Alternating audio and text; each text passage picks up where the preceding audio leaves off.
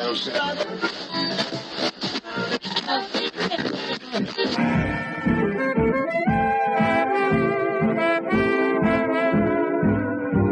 is the Relic Radio Show, old-time radio entertainment still standing the test of time, from relicradio.com.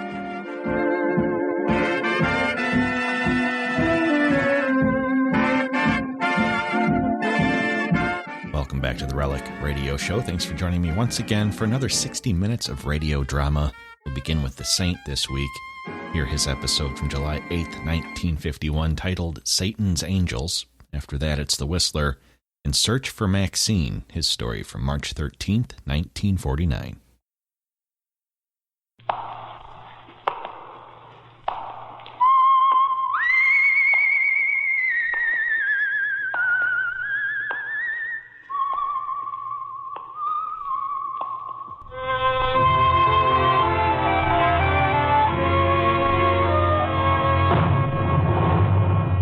The Adventures of the Saint, starring Tom Conway.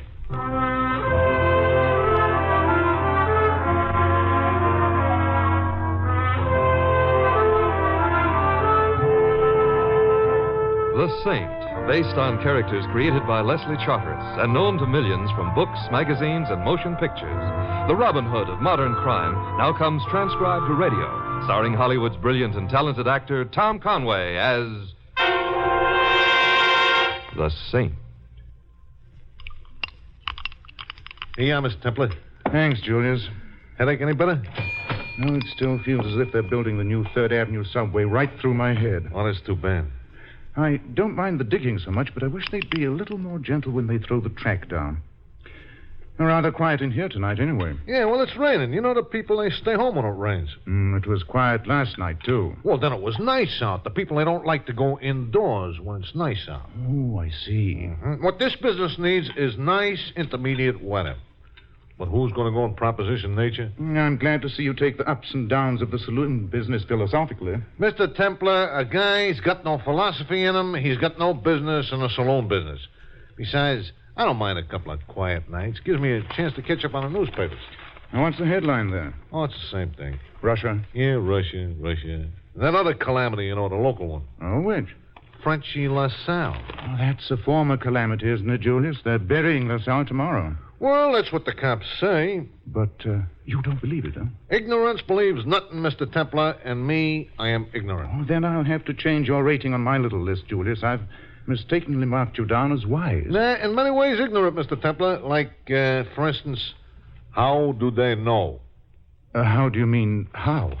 Well, for 6 months, the cops have been hunting high and low for this LaSalle. They got a reservation for him at Sing Sing, you know, private room. And a chair that's equipped with a built-in toaster. Yeah. They're going to fry him, and believe me, nobody deserved it better.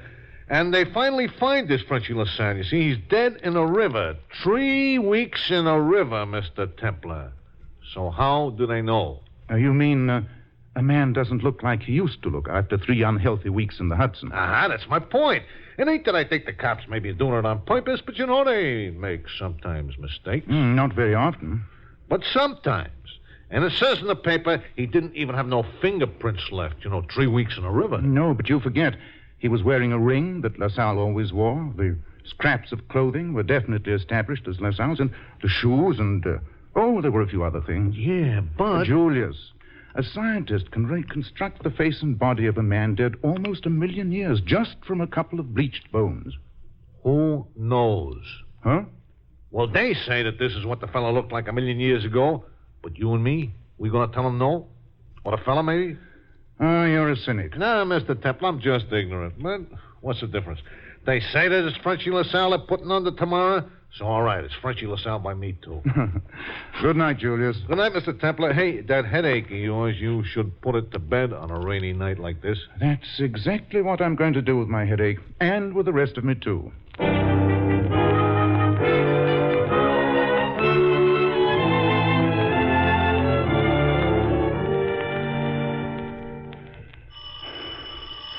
Oh, no. All right. At least let the doorbell go back to sleep, can't you? Now, what's all this? You Simon Templar. Yes, but... Simon Templar, who is known as the Saint? Look here, what is the... We'd like to come in. Come on in, Mabel. I'm right with you, Midge.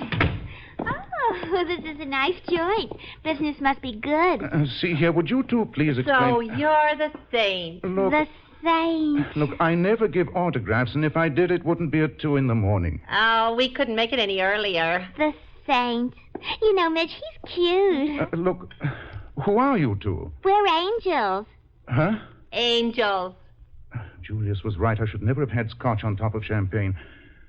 So, you're angels? Uh-huh. That's why we couldn't get here any sooner. You mean you had a rough crossing? No, not especially. There's never much traffic at this hour. There isn't, huh? And we didn't have to wait very long for the bus either, did we, Midge? 5 minutes. The bus? You mean there's a bus between here and there? Uh-huh. Number 14. You change at Union Square. Of course, the subway's quicker. But Harry doesn't like for us angels to ride the subway so late at night. Harry? Satan, our boss. We call him Harry. Mr. Templar, you all right? You tell me. I mean, what are you pinching yourself like that for? Can't you see that I'm trying to wake myself up? Oh, you seem awake enough to me, doesn't he, Mabel? Yeah, but... Well, Mr. Templar, what are you looking so unhappy? Don't angels ever have nightmares? Sure, why, sometimes I...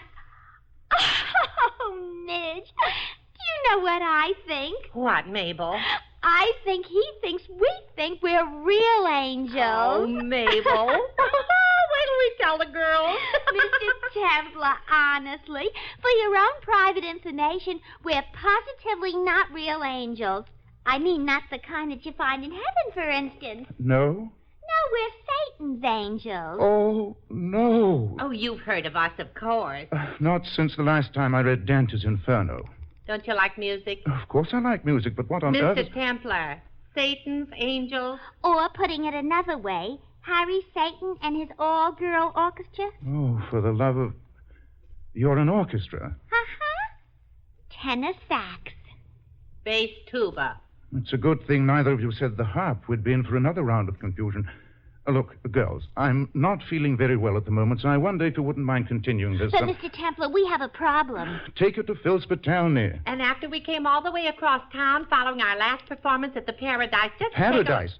Look, let's not start that stuff again. We need your help. We really do. But I don't know anything about your music. Oh, we didn't come to see you about our music. No, it's something worse, much worse. What could it be worse? Our second trombone has disappeared. Completely vanished. Oh, it'll turn up in some pawn shop, I'm sure. And if it doesn't, why not all chip in and buy another one?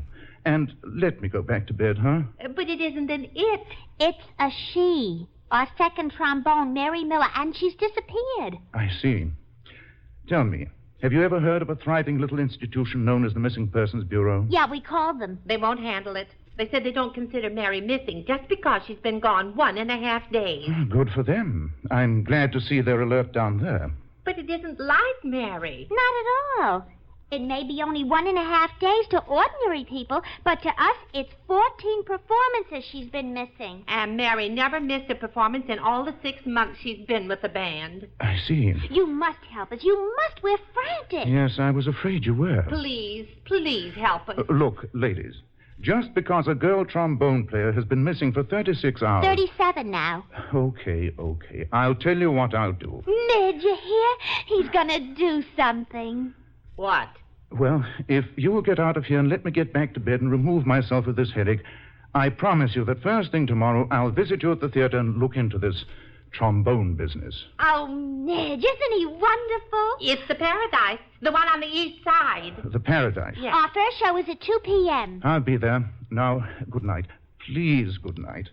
And give my love to the rest of the angels.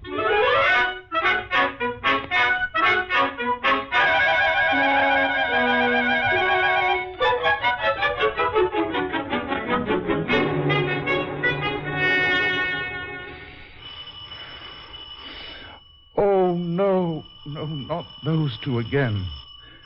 All right. Angels.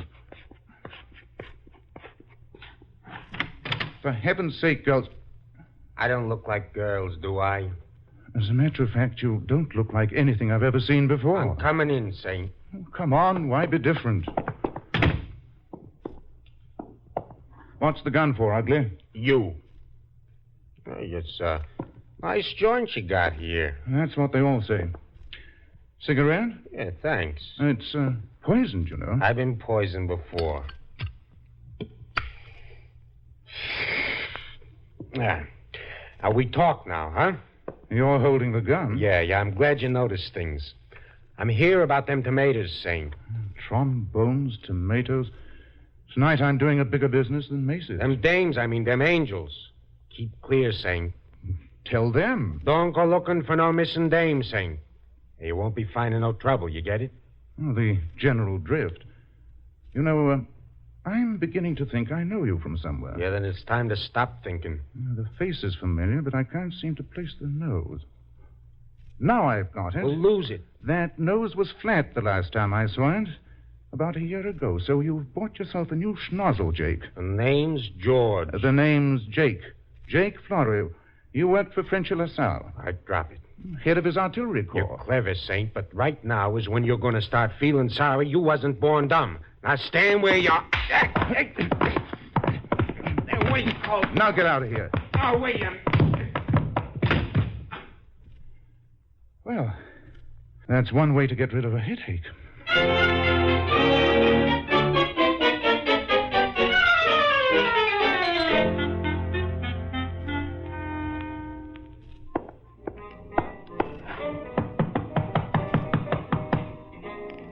Come in. Mr. Satan? That's right. My name's Templar. Hey, did you catch a show? As a matter of fact, Mr. Satan, We murdered the people today, murdered them. Almost as big as that day in Dubuque. Yeah, you hear that applause, Bud? Uh-huh, I heard it. Yeah, well, we'll improve. It's a great little outfit I got here. Great bunch of girls. You should have caught us that day in Dubuque. You just should have caught us. Maybe next time. There's something I wanted to talk to you about. Look, pal, if it's about them payments for those arrangements... I'm not collecting bills. I'm looking for a girl. So it's like that, huh? No, it's like this. I understand your second trombone player is missing. Huh? Second trump? You're nuts.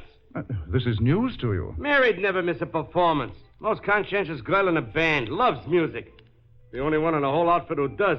Was she behind her trombone just now? You mean in the show we just now give? That's right. You're the leader, don't you know? Well, sometimes, I can't... Harry, are you decent? Yeah, come in. Harry, I want... Oh, Mr. Templar. Hello there. You did come. A promise is Hey, wait a minute. Look, how come I don't know about this guy, huh? It hasn't as yet been reported in the racing form. That's how come.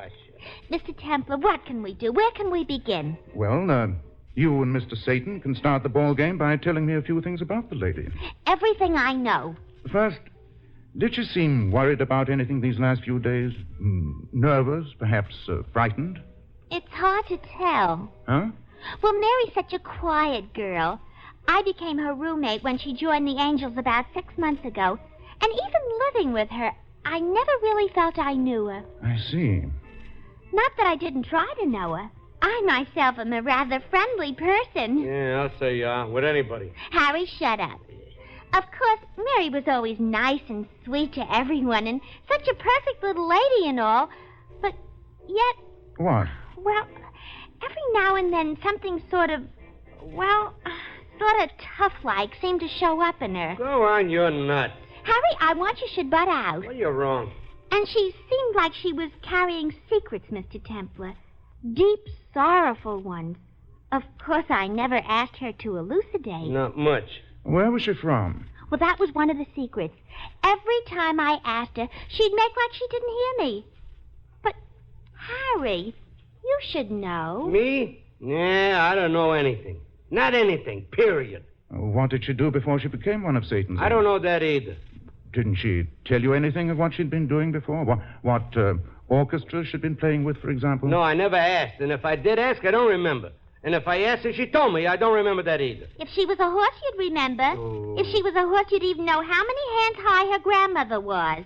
You'd remember everything. Yeah, remember everything. You see how it is, Pally? Most guys go through life getting nagged by just one of them. But not Harry Satan. Unless I got to hook up with 22. Oh, Oh, go call your bookie. You know something? I think I will. Be seeing you, Pally. Remember the name, Harry Staten. So long. He's such a lovable jerk. I'd be a little more inclined to go along with you on that if he were a little less inclined to hiding things. You think he's holding out something about Mary? I'm sure of it. Tell me, did you go through her belongings? Oh, why, I wouldn't dream of such a thing. Besides, she doesn't have very much to go through. I'll take a look myself later. Did you take anything with her? Not so much as a toothbrush. Not even a pouch. Oh, that's my shot! Yes, Mabel. Come on. Oh, Mabel, what happened? Oh, it's Harry. Yeah.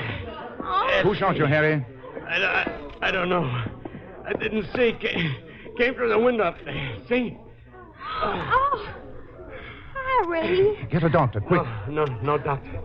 Look, pal, about Mary. Yes? If you don't find her, they'll kill her. Who? Why? Look, I know they'll kill her, and I don't know why. But she's a good kid. Only one mistake. Only one mistake. Oh. Harry. Oh, Harry. Oh, Mr. Templar. He's dead.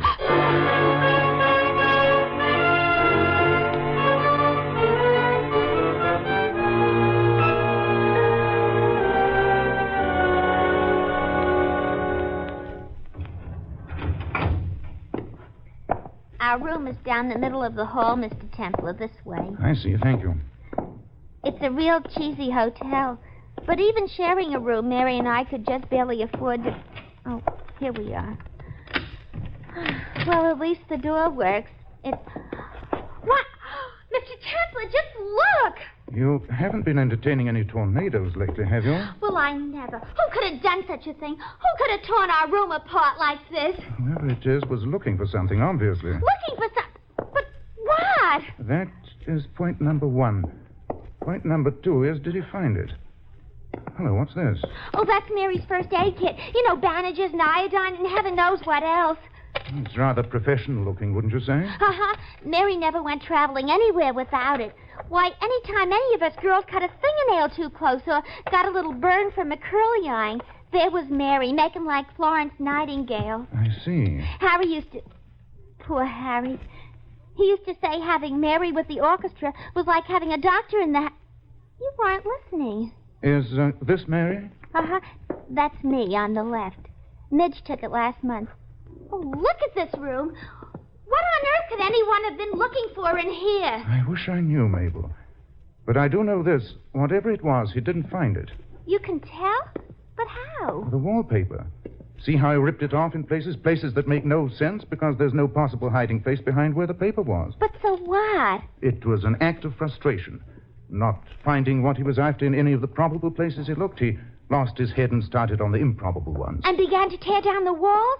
Oh, I'd like to get my hands on him just for one little minute. So would I. But not because of the wallpaper, for what he did to Harry. Come on, let's get out of here. Yes. This room is just altogether too depressing. Wait a minute, Mabel. Is this Mary's trombone? Uh-huh. Well, they come in 2 pieces, don't they? The sliding part can be slid right off the blowing part and... What is it? Did you find something, Mr. Temple? I'll let you know as soon as I work whatever it is out of... There we are. They're rolled up. Well, I'll be. X-ray pictures. Now, why would Mary have X-ray pictures rolled up in her trombone? Because she figured, and rightly it seems, that her trombone would be the one place whoever was looking for them wouldn't look. But I don't understand. Why should anyone... I'm just as puzzled as you are. Mr. Templar, you could never be.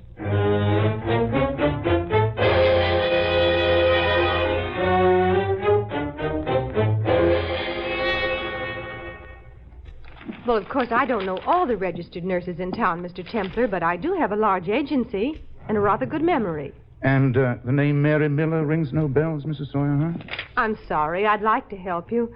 Perhaps one of the other nurses' agencies. Perhaps. Or perhaps Mary Miller was known as something else. Or perhaps she wasn't a nurse at all. Oh, you're not sure then that she was... No, I looked into a box and found a hunch. A box? Yes, a first aid kit. One that seemed just a trifle too elaborate for a simple citizen to own. Oh, I see. You're sure that this snapshot doesn't... No. Doesn't look like any of the nurses at this age. I wonder... Would you mind wondering out loud, please? Of course, her hair was dark. Whose? If I could just see this girl as a brunette... Oh, that's easy. Why go to Antoine's when you have Templar? The picture, please, and that soft pencil. Voila, mademoiselle is brunette now. Why, it is. It's Mary Webster. You say that name with an exclamation point after it. Several exclamation points. Go on. She was Dr. Burton's nurse. And so? You don't recall Dr. Burton? He was quite notorious. What did he do? Flunk his cigarette test? He had some rather interesting patients, Mr. Templar. The underworld, hoodlums, and gangsters. And? And a remarkable, if rather specialized, specialty. Bullets? That's right. Gunshot wounds. Wounds caused by hand grenades, knifings. And he just never bothered to report any of his patients' battle wounds to the police, as required by law, huh? That's right. He died in prison shortly after his conviction. And Mary, Miller, or Webster, as the case may be? Also sent to prison, but with a light sentence. And, of course, her license was revoked. She had to give up nursing when she got out. And so she became a trombone player and a collector. Oh? What does she collect, Mr. Templar?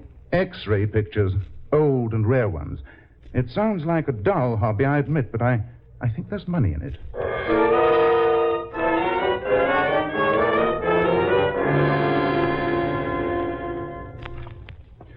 Well, Raymond? Very interesting X-ray plates, Simon. But what am I supposed to do about them? Just tell me about them, Doctor. Simon, I'm a physician employed by the Office of the City Medical Examiner. You know I'm not allowed to give private consultations here. I think this consultation might develop into a rather public one. It's a riddle you're making? I'm trying to make answers, my friend, not riddles. Yeah, very well. They're pictures of a shin bone, that's all. That's all? Well, slightly different sort of a shin bone. Now, you see right here, this darker portion through here? Mm-hmm. It's a silver plate. Man evidently was in an accident of some sort. Or he was shot? Yes. A bullet would just about break off that amount of bone. Mm-hmm. He might have been shot. Anyhow, his physician had placed the missing bone with a silver plate. That's all. It's done all the time. Have you done any autopsies around here lately on a body with a silver shin bone, Doctor? No. What are you trying to find out, Simon? What about Frenchy LaSalle? LaSalle? I did that autopsy myself. No silver plates. Then it wasn't LaSalle they buried this morning. What? Simon, you crazy? That body they dragged out of the river checked up as LaSalle on at least a dozen points. Planted points. The body was dressed up to give that impression before it was dumped into the river. Huh? Oh, it's simple enough. French's body comes out of the river and into a grave. And the police close the files on Frenchy. The heat is off, and LaSalle beats the chair. Yeah, but how do you know? What? That these X-ray pictures show LaSalle's shin bone. A killer named Jake Florio, who used to be French's right arm, told me not to go looking for a missing girl named Mary Miller. Either you have too much imagination or I don't have enough. Well, Mary worked for the doctor who did the operation on this leg. She's probably one of the few living persons who knows that LaSalle has a silver plate to his shin. And she had the X-rays to prove it. So? So, if the man buried today in Frenchy LaSalle's bad name didn't have a silver plate in his leg... Then this Miller girl had some pretty important information. Why didn't she come to us with it? Because she wanted more than to be paid off with a thank you. She isn't that good a citizen.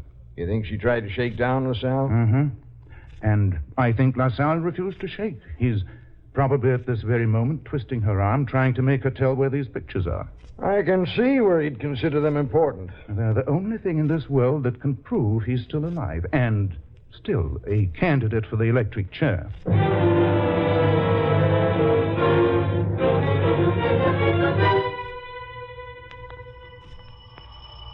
Yes? It's me, Mabel. And me, Midge. Hello, girls. It's always nice to welcome a couple of angels. Mr. Templar, we would like to know what, if anything, you are doing. We insist on knowing. As a matter of fact, I was reading a book. Reading a book? Mr. Templar. It's called In One Head and Out the Other. Very amusing. Full of laughs. You can laugh at a time like this? With poor Mary still among the missing. And poor Harry among the murdered? Well, shouldn't you be out looking? That's exactly what I would be doing if I weren't at home waiting. Waiting? For what? I expect that at any moment the doorbell will ring and a man named Jake Florio will be among us. For what, may I ask? Just to kill me. Mr. Templar, at a time like this, you... Kill you? Mr. Templar, no. Don't let him. I'll do my best. But why should anybody want to kill you? For the same reason he killed Harry Satan. I know too much about Mary Miller.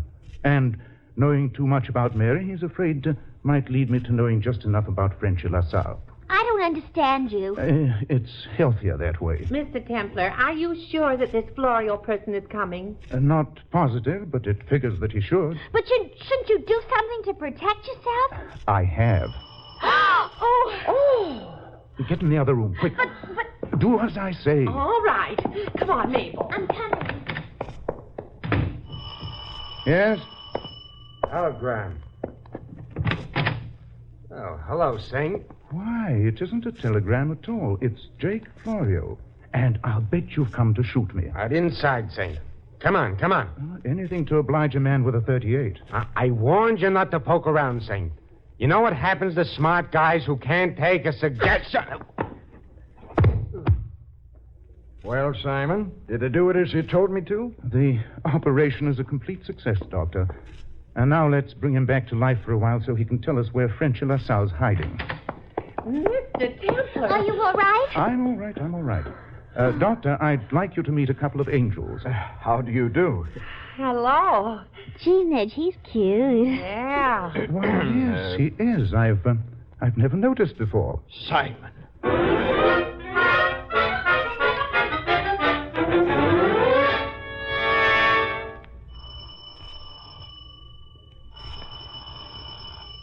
Who's there? Delivery. You got the wrong apartment. I'm not expecting anything. I guess Mr. Florio must have given us the wrong address. Where are you from? Mead Laboratories. I've got some X-ray pictures here. X-ray picture. And Florio told you to bring them here? Yeah, but I guess I got the wrong address, so I'll just be... Wait a minute, wait. Maybe I ought to take a look at them. All right. Now end in that envelope. You! Saint! Hello, Frenchy. I'm coming in. No, you're not. I would... Hey, go in!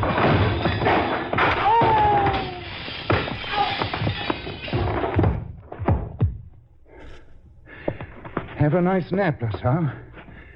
And stop worrying about those old X-ray pictures. You'll probably be needing some brand new ones when you wake up.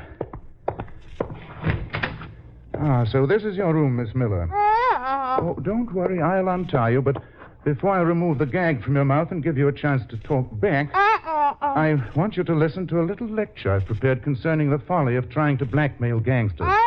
Now, to begin with, when a ruthless killer like Frenchy LaSalle...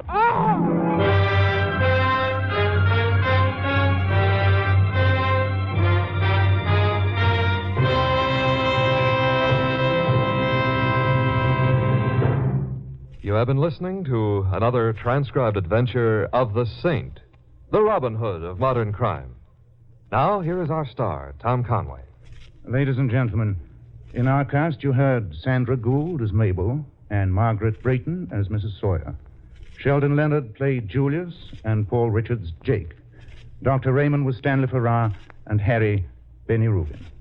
This is Tom Conway inviting you to join us again next week at the same time for another exciting adventure of The Saint. Good night.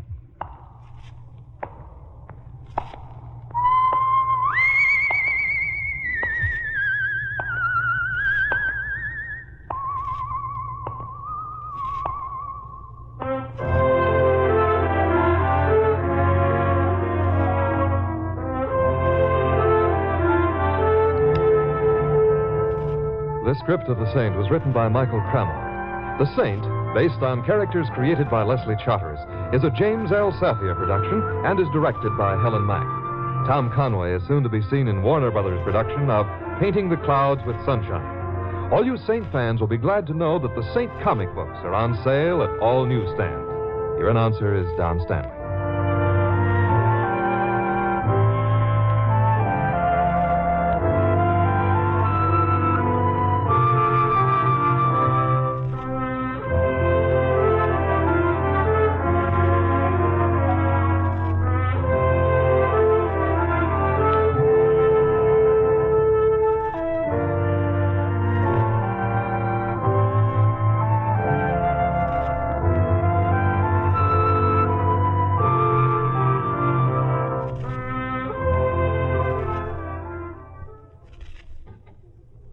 This is NBC, the national broadcasting company.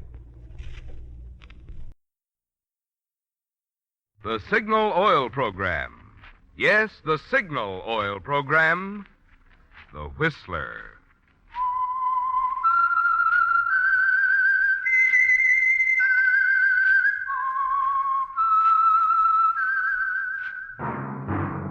That whistle is your signal for the Signal Oil Program, The Whistler.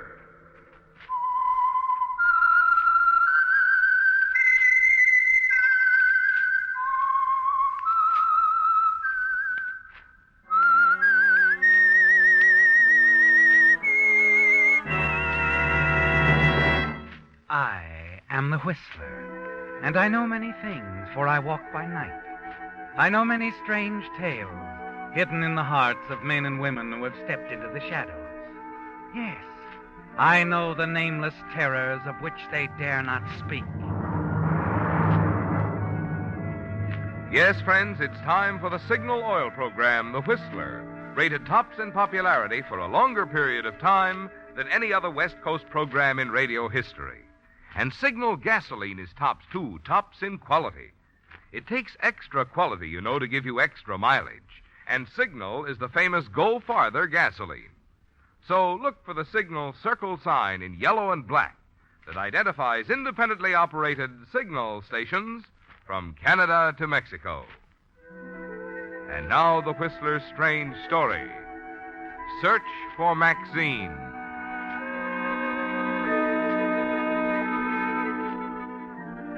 For a long time, he'd been standing in the darkened doorway across the street from the Swank Bachelors Club.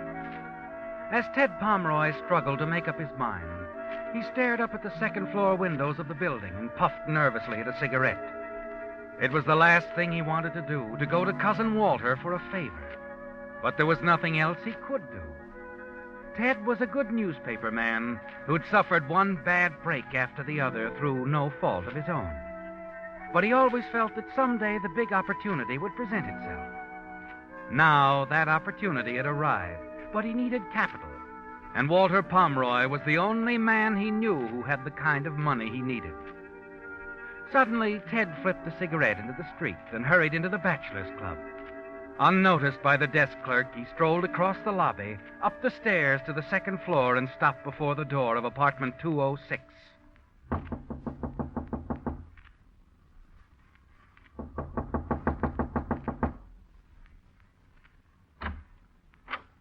Come in.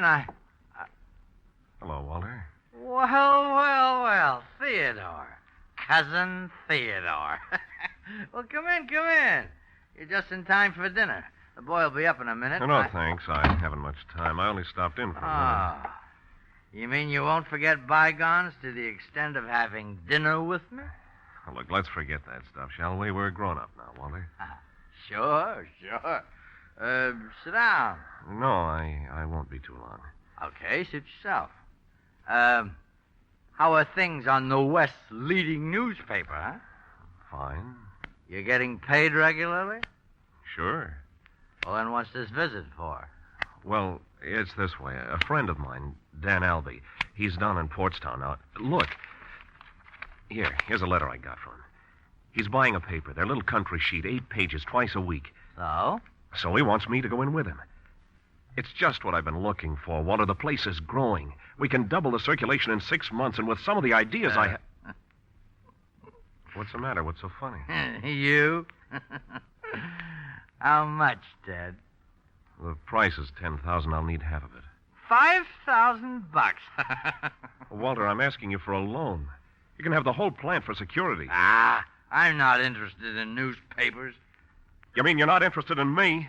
Oh, I didn't say that. You're not interested in letting bygones be bygones. And I didn't say that either. I thought we agreed to forget. Oh, I didn't agree to anything. Okay, Walter. Okay. That answers my question. It's good for a laugh, though. I thought you once said you'd never come to me even if you were starving to death. That's enough, Walter. You haven't had a couple of drinks too many. $5,000, and you thought I just handed it. That's enough, Walter. I'd like to... Hey, take your hands off me, or I'll... Okay, Walter, you asked for it. Go! I've owed you that for a long time, Walter. Sure, you're right. I was stupid. Get up, Walter. Walter! As you bend over him, you see the ugly gash on his right temple, where his head struck the edge of the fireplace. A cold wave of fear sweeps over you. You stare at him, unable to move, to think. And suddenly you remember the beachhead at Salerno where you saw dead men often. You grasp Walter's pulse and feel nothing. I've killed him. The realization of what you've done overwhelms you, doesn't it? Slowly you turn, half stumble across the room to the door. Your only thought now is escape. Yes, escape. There's still a chance you can slip away unnoticed, isn't there, Ted? The desk clerk downstairs didn't see you come in. Now, if you can get out of the building without being seen, you'll be in the clear. You place your handkerchief over the knob door and turn it. Before you step out of the hall, you look back to give the room one last look, and then you see it. The telephone receiver is off the hook.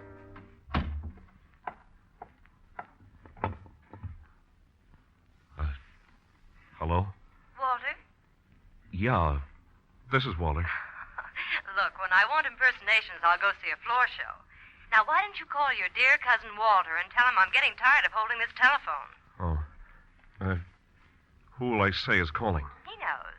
I made that pretty clear before you barged into his apartment. Theodore? What makes you think I barged in? From this end, the dialogue sounded more like a brawl than a tea party. Come on, friend, put him on. Well, he's not here. He just stepped out. Then let me talk to Bill. Bill? Last name Putnam, Walter's business manager. You're supposed to have dinner there. Or is he now administering first aid? He hasn't arrived. Listen, why don't you give me your name and number, and Walt I'll have... already has it. I gave it to him a year ago at a moment of weakness. Your dinner, Mr. Pomeroy. Hello? Hello? You still there? Listen, Walter won't be back. Call him later in the morning. Hey, what's going on? Mr. Pomeroy? You in there? Mr. Pomeroy!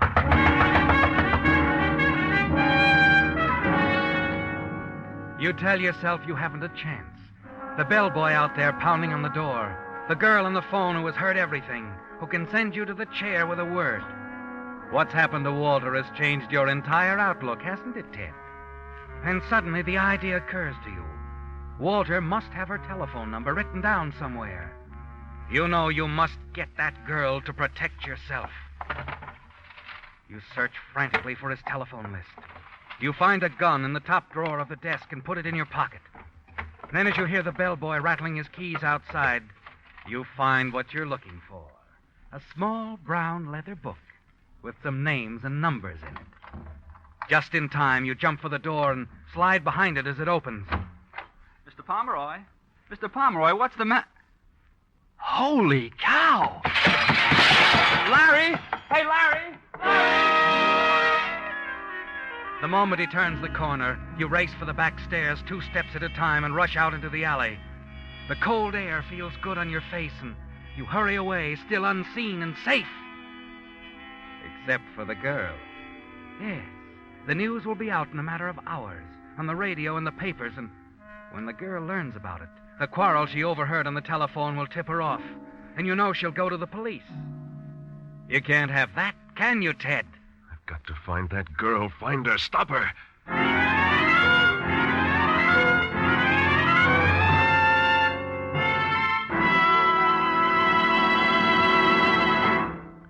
the prologue of Search for Maxine, the Signal Oil Company brings you another strange story by The Whistler. Ponce de Leon spent his lifetime looking in vain for a spring whose waters would keep him young. Had he been looking for a prescription to keep cars young, I could have told him where to go. To a Signal service station. Yes, Signal dealers have just what the doctor ordered. Signal Premium Compounded Motor Oil for your engine. And Signal double-check lubrication for your car's chassis. There are good reasons why Signal Premium Compounded Motor Oil keeps that new car pep in your engine longer. Its 100% pure paraffin base is fortified with scientific new compounds that do so much more than just lubricate. As a result, Signal Premium cleanses your motor of carbon, gum, and varnish, protects bearings against corrosion, and does other important jobs that regular oil alone can't do. And when it comes to chassis care, Signal double-check lubrication is just as superior. Signal dealers use 9 specialized lubricants to give each part on your car the exact type of protection it needs for long, trouble-free service. And they check each part not just once, but twice, to make sure not a single part is overlooked.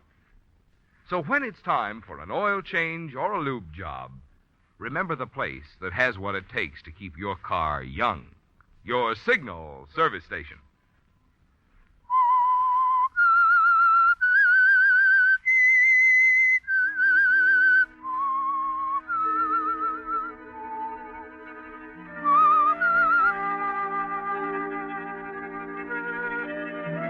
She's the only thing standing between you and freedom, isn't she, Ted? The girl who overheard your quarrel with Walter Pomeroy. And when she finds out what's happened at Walter's apartment, you know that she'll notify the police. And you know, too, that you must prevent her from going to the police. You have only little time to find her and silence her. It's going to be difficult locating this girl, isn't it, Ted? You don't know who she is. All you have is a small brown leather book with some names and phone numbers in it. Walter's memo book. A dozen names in it belong to women, and you wonder which one is hers. As you step into a phone booth, you try to hold the sound of the girl's voice in your mind, hoping you'll know it when you hear it again.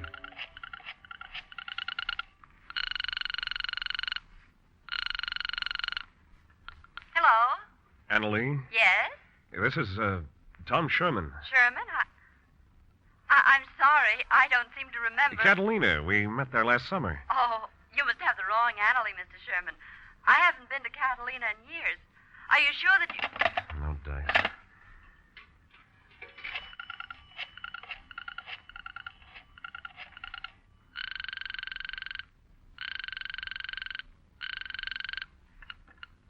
Hello? I'd like to speak with Louise. She ain't in. If you're the guy who's been bothering her, let me tell you... Let me see. Hilldale 17375.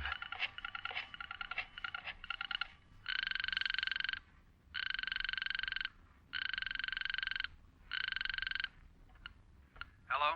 May I speak with Janice? Sorry, she's not here. She's visiting in the East. Can I help No, you? thanks. I'm sorry, sir. Your party does not answer. You say you're making a survey? Well, my little old head isn't much good at figures, but I'll surely be glad to.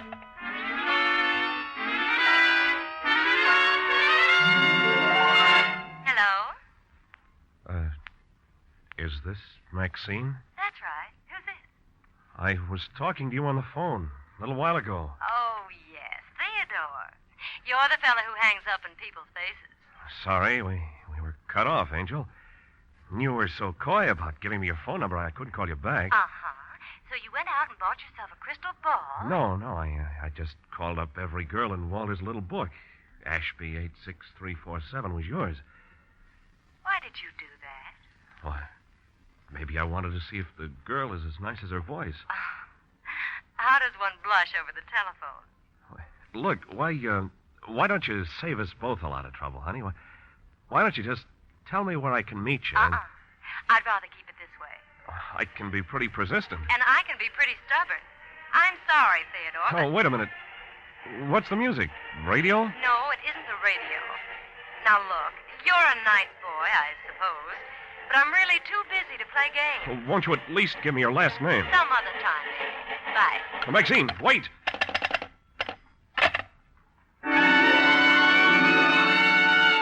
A feeling of panic sweeps over you as you stand there in the telephone booth. And something inside tells you to run, to take the next plane for anywhere. But you struggle against the urge and fight it down. You've been a reporter a long time, haven't you, Ted? Certainly long enough to know what happens to a man who runs. What you must do is coldly clear. You've got to find that girl, Ted. It's the only way. Hey. Yeah? Through with the phone? Yeah, go ahead. Thanks. Hate to bother you, but I got to get hold of the little woman. The more I explain to her now, the less I'll have to do when I get home. Boy, they're sure going all out in that parade, ain't they? Yeah. Parade? Excuse me. Sure, what's the matter? What was that you said about a parade? Well, like I said, a big parade coming up the street. Crosstown traffic's tied up for 2 hours. Coming by here? Yeah, band's down the street now. Man, that's what I heard over the phone. What? Nothing. Thanks a lot.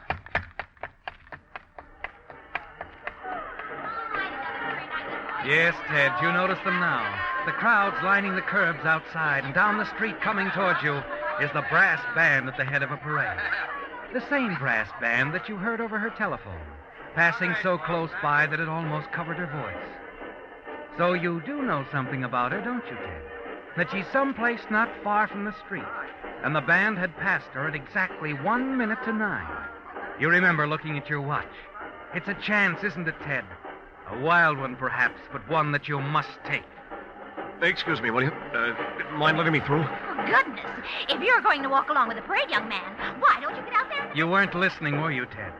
You were threading your way along that sidewalk through the crowds for a very definite purpose. And you kept it up for a full block and then looked at your watch again. It took the parade 1 minute and 20 seconds to cover 1 block. Figuring it back, that meant they'd covered 13 blocks since passing the girl's telephone. Alvarado Street, Ted, that's where she was. Probably in that big apartment house opposite the Signal Oil station on the corner.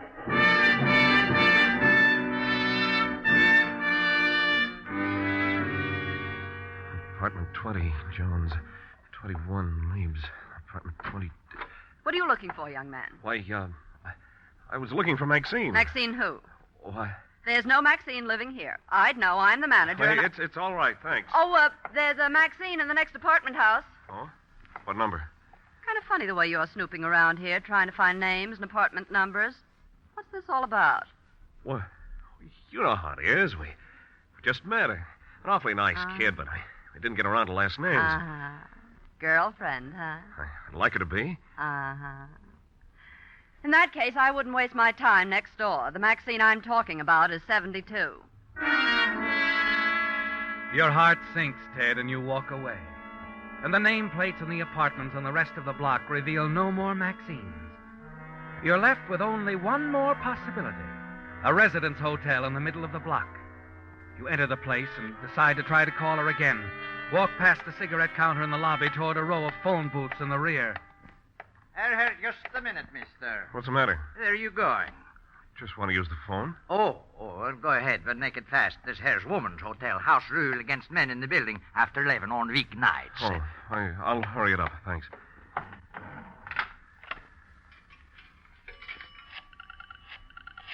The janitor doesn't notice, does he, Ted? But you're trembling as you fumble for a coin. Dial the girl's number again. Ashby 86347. Hello? Hello, Maxine. Here we go again. What is it this time, Theodore? I'm still trying to wear you down. Because you like my voice? Right. And another thing. I think you live in the Grayson Arms. You're a remarkable detective. Give up? Why should I? I don't live at the Grayson Arms. I live on the other side of town. Oh, wait now. Be honest with me, Maxine. I wish I knew why you're going to all this trouble. I told you, I like your voice. Oh, sure. Hold it a minute, will you? Yeah, I'll be here. Yes, Ted, you'll be there, anxiously waiting and wondering, too, won't you, Ted? Wondering if Maxine is lying, playing with you. knowing all the time what it was all about. Feeling of panic returns, doesn't it? You look out of the glass doors of the telephone booth across the marble floor to the cigarette stand by the entrance. Notice a man buying cigarettes from the girl at the counter. He leaves, and another man comes in, and you freeze, your heart standing still. It's the distributor with the early editions of the morning papers. You know what must be in those papers, but you can only stare as you wait for Maxine at the other end of the wire. Hello, Eddie. Hiya. About ready to fold? Leave the papers on the counter. Night. Night. Your mind is paralyzed, isn't it? With nothing sinking in. Not even as you see the girl at the counter, some 30 feet away across the lobby, turn and pick up a telephone receiver. Now, let's see. Where were we, Theodore? You were stringing me along about living on the other side of town. Listen, Maxine, you've got to... Got to what? What's the matter, Theodore? You still there? Hello? Hello? Then it hits you, doesn't it? So hard that you almost shake. Your hand grabbing the phone, your head tight. The girl you're talking to over the phone is the girl at the cigarette counter across the lobby. Maxine. Hello? Hello, Ted. A trembling, surging relief sweeps over you, all through you. You've found her, haven't you, Ted? At last you found Maxine. You slump back in the booth, watch Maxine across the lobby as she keeps trying to talk into the phone, rouse you, and then finally she hangs up. You tell yourself that you'll wait there in the booth until she leaves and then follow her out. And then she reaches for something that makes you change your mind. You leave the booth and quickly cross the lobby. Wait a minute. Yes? Too late to sell me a pack of cigarettes? Afraid so. Just locked up. Not even for an old friend? You're 2 laps ahead of me. I've been calling you all evening. No. Yeah. So you're Cousin Theodore. Disappointed? Crushed. I thought you'd be more like Walter. Oh. That's a compliment. Sorry now, I was so stubborn. How'd you find me? Crystal ball. Oh, you ought to get yourself a booth at the county fair. Do you really live across town? Mm-hmm. Worst looking house on the street. Good. Then I can walk you home. My car's outside. Oh. It'll hold 2. Let me get my hat and coat. Be back in a minute. Okay. As she moves off, your hand goes to the gun in your pocket. You take it out, check the clip. It's loaded, ready. The car is a real break, isn't it, Ted? It'll be much safer in the car. Hey. Yeah? Seen the girl who runs the cigarette counter here? Yeah, she's gone home. You sure? I saw her leave. How long ago? 5 minutes, maybe. That's funny. Okay. Thanks. Sure. A plainclothes detective. He has that look, hasn't he, Ted? And you move after him, quietly glance through the glass door to see him looking at a car parked out front, and then... All set, Theodore. The car's right outside. Stay right there. What are you... That's right, it's a gun. Don't open your mouth. What is it, Ted? Never mind that now. Closet. Get in there. And if I won't, I'll kill you. I wonder. He's coming back. You'll find out in 2 seconds. All right. All right, Ted. Hey, what do you mean she's left? I checked outside and... Where'd that guy go? Hey, anybody here? Yeah, what's the matter? Where's the girl who takes care of the cigarette counter? Oh, she's still around here somewhere. The guy just told me she went home. The car's still outside. Oh, she ain't gone home. Ain't given me the keys yet for the morning girl. I'd take a look in the back room. Maybe she's getting her hat and coat.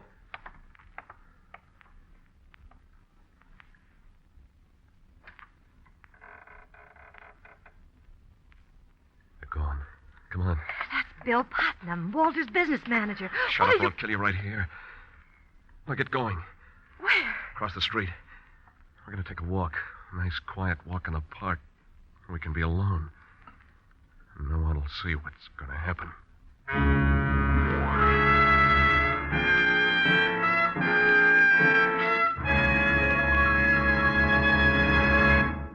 The Whistler will return in just a moment with the strange ending to tonight's story. Since Thursday will be St. Patrick's Day, you've no doubt been getting your share of Killarney on today's radio programs. I had thought of describing how your friends would turn green with envy when you power your car with Signal gasoline, because today's Signal drives the pings and sluggishness out of a motor like St. Patrick drove the snakes out of Ireland. Or I thought of reminding you that your wallet would feel lucky as a four-leaf clover because of Signal's good mileage. But sure, Indicora, when you buy gasoline, there's really just one thing that matters. You want to be sure that you're getting the tops in quality, the gasoline that helps your motor operate at top efficiency. And that's something you can determine with your own speedometer.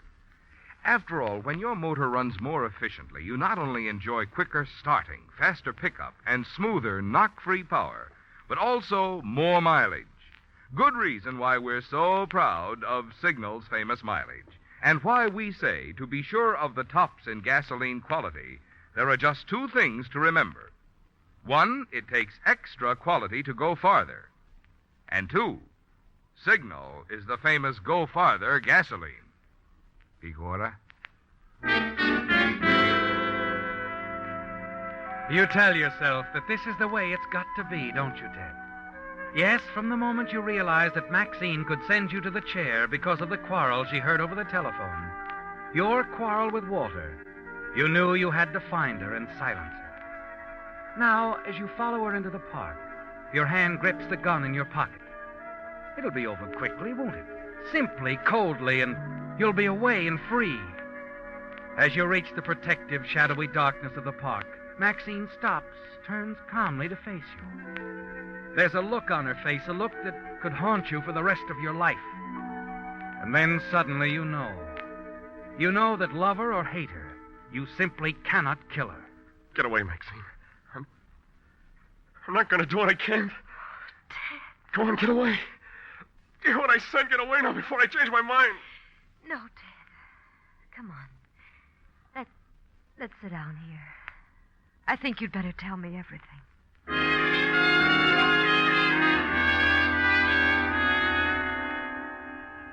It's all over, isn't it, Ted? You know that whatever it is that's in a murderer isn't in you. And you can't bring yourself to kill Maxine.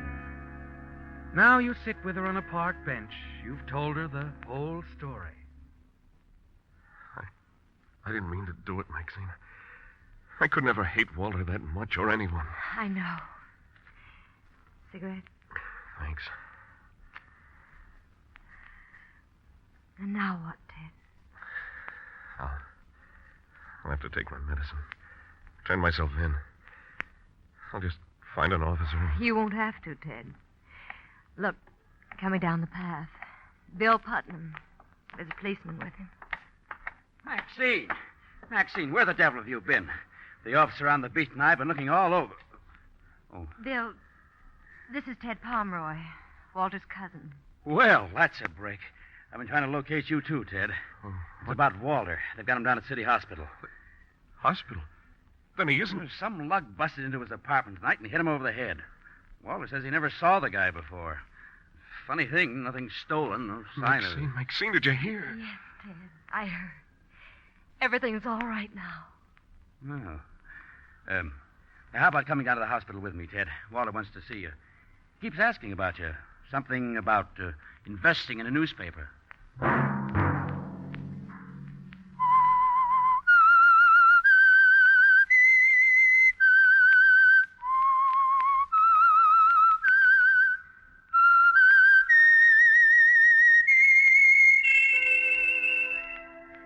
Let that whistle be your signal for the Signal Oil program, The Whistler, each Sunday night at the same time. Brought to you by the Signal Oil Company, marketers of Signal gasoline and motor oil and fine quality automotive accessories. During the current Red Cross drive, Signal Oil Company has asked me to remind you it's the little contributions each one of us make which enable the Red Cross to be of such big help in time of need. Featured in tonight's story were Rye Billsbury, Doris Singleton, and Joseph Kearns. The Whistler was produced by George W. Allen and directed by Gordon T. Hughes, with story by Harold Swanton and music by Wilbur Hatch. and was transmitted to our troops overseas by the Armed Forces Radio Service. All characters portrayed on the Whistler program are fictional. Any similarity of names or resemblance to persons living or dead is purely coincidental. Remember, at the same time next Sunday, another strange tale by the Whistler. Marvin Miller speaking. This is CBS, the Columbia Broadcasting System.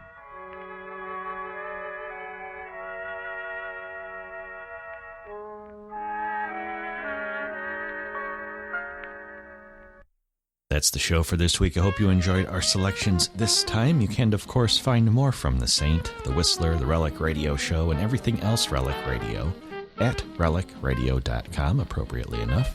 Thousands of old-time radio episodes to listen to there, thanks to your support. If you'd like to help out, visit donate.relicradio.com or click on the link on the website. Can't do it without you. Thanks to those who have helped out. Thanks for joining me today. Be back next Tuesday with another episode of The Relic Radio Show.